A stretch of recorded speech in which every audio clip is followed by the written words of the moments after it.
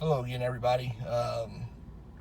Wanted to post a quick update on the range device that I've been making videos on, review videos on, and I've now had it in for maybe like right at a month, 3 weeks or so.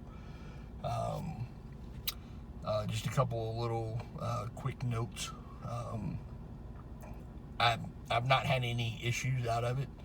It seems to be doing exactly what it says that it's supposed to do. There have been some complaints online about people losing battery power if you leave it plugged in. Not getting as good fuel mileage, things of that nature. Those are the two biggest concerns that people had had. But now, in all fairness, if you look at my battery gauge right now, it's sitting dead middle. When I first started this, and actually before I plugged the device in, and this is just kind of the way the battery came from the factory whenever I bought the truck, but it was sitting at the low end of the normal range. So the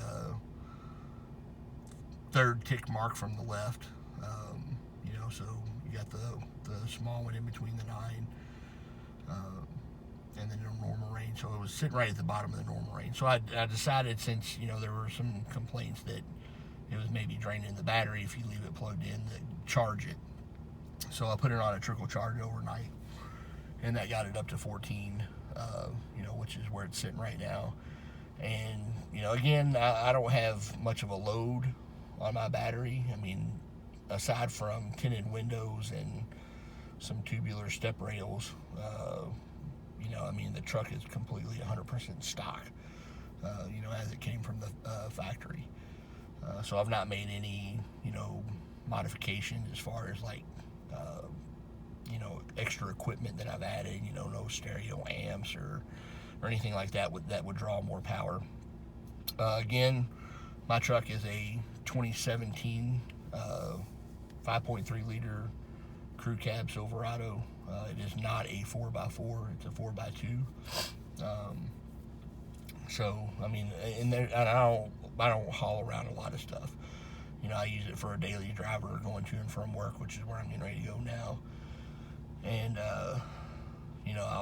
weekend project stuff. Like this weekend, as a matter of fact, I had maybe 4x4 posts, and some 2x4s for some flower boxes that I'm building out in my backyard. So aside from small things like that, I don't load it way down, so there's not a lot of strain on the motor. Nothing that would cause the alternator to have to work extra hard, or drain more battery power to pull a trailer, or nothing like that. Now, before I get started, you will notice that my gas mileage did drop about 2 miles to the gallon. So in some of the earlier videos, I was getting about 19 miles to the gallon on average, and that's dropped down to 17.4. Get to my trip. Yeah, so there's my trip. So I put 489 miles on the range device so far, and my average fuel economy over that 489 miles is 17 miles to the gallon. So if you're not worried about 2 miles to the gallon difference, then so far, I think everything's working fine with it. Since I put the trickle charge on the battery, it's not dropped at all. It's stayed right where I've charged it up to. I've not put any other additional charges on it. And my as far as the gas mileage goes, my daily drive is typically about 12 to 14 miles, and it's all stop and go, more or less. Especially coming home at night at 5 o'clock at night. I live in a touristy area, so there's just a ton of tourist traffic out and people trying to get home. So my drive is just a ton of stop and go. I'm gonna get out in here on the road for just a little bit so that you can watch to make sure and show you that that V4 mode never kicks in, so that part's still working as intended.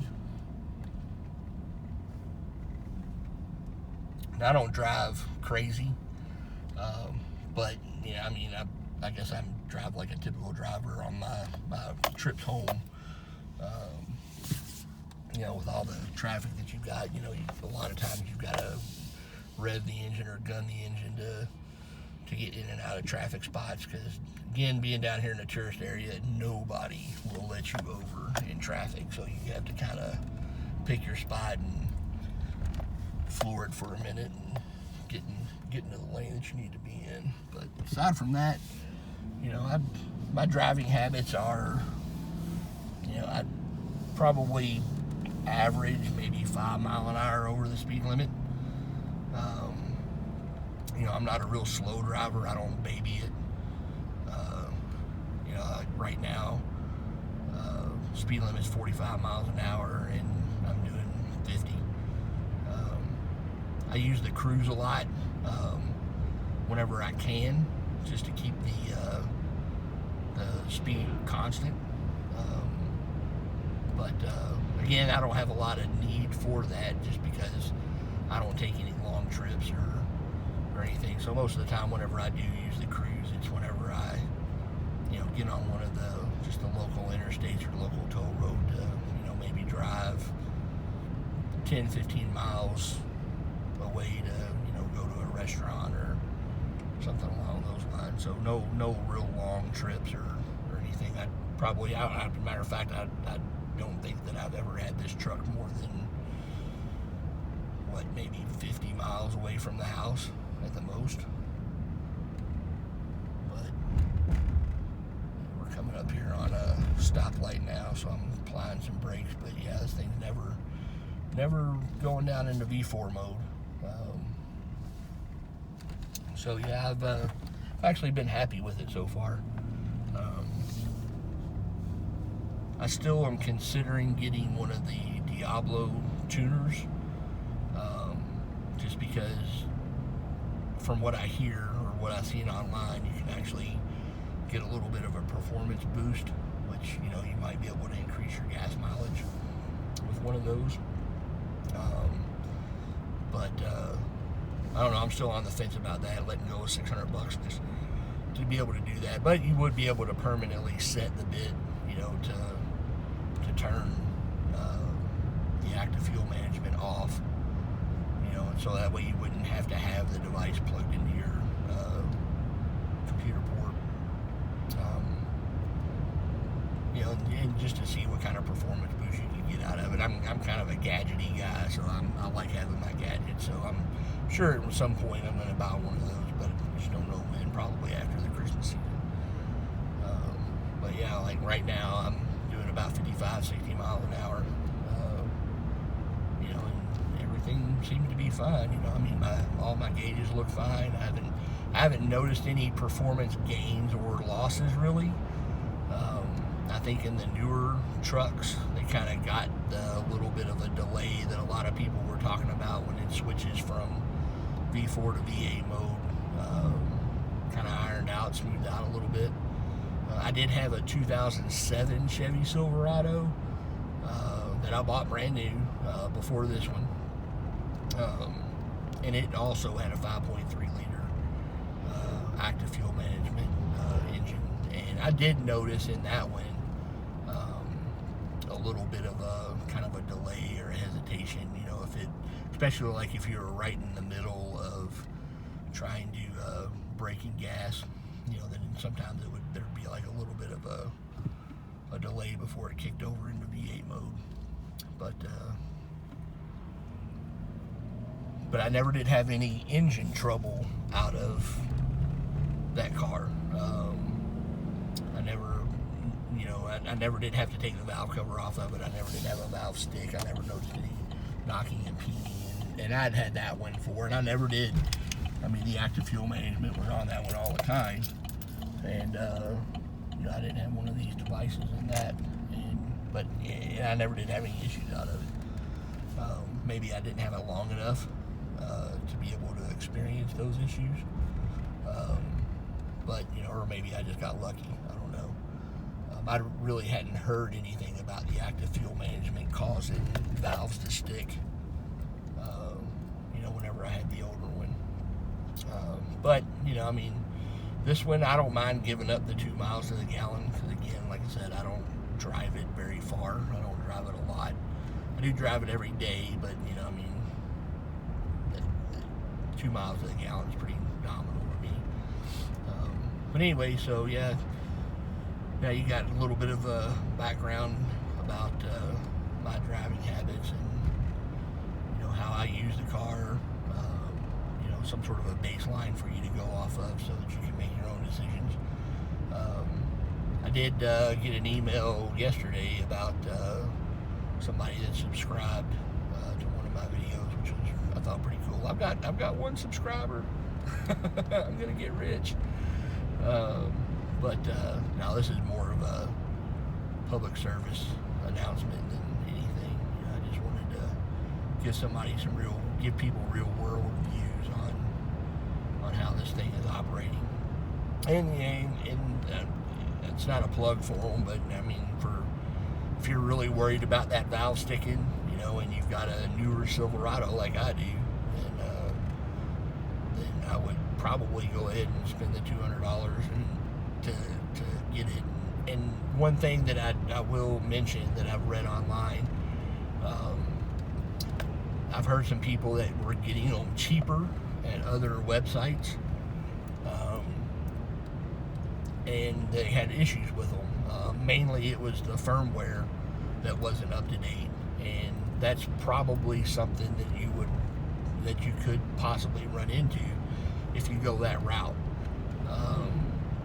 because those companies that are reselling these things, they're probably buying them in bulk at a discount. They're buying them way ahead in advance, and maybe they got an older firmware version, and they're not going to send all those things back to range to, they probably don't even know what firmware version is on the device. So they're just trying to resell it and make $1, which there's nothing wrong with that, but that's one of the things that I have heard people that have had issues with these things, is they got one that was maybe a little older and out of date, and that range, had them send it back to them. They would do the firmware update at range, and then range would send it back to the customer. But I did buy mine directly from range. I didn't go to a third-party seller, and I believe, that I probably got the latest firmware update on it. But again, like I said, I've not experienced any issues. I haven't experienced any performance gain, but I haven't experienced any performance loss. I haven't experienced any battery drain. And outside of the 2 miles per gallon difference in fuel mileage, which I was expecting, and that's what some other people have posted online too, that that they dropped about 2 miles per gallon. So I figure that I'm right on par with that. So anyways, I meant to shout out to I think GTO Boy was the guy that subscribed and has been watching my channels. He left a comment. I'll comment back here in a little bit whenever I get to work. I appreciate it, and I hope this helps. And again, I plan on doing another video, maybe a couple of 3 months down the road, for more of a overview as far as how it's been doing over time. But so far, after 3 weeks or a month, everything seems to be fine with it. All right, guys, have a good afternoon, and I hope everybody has a good holiday. Thanks so much. Bye.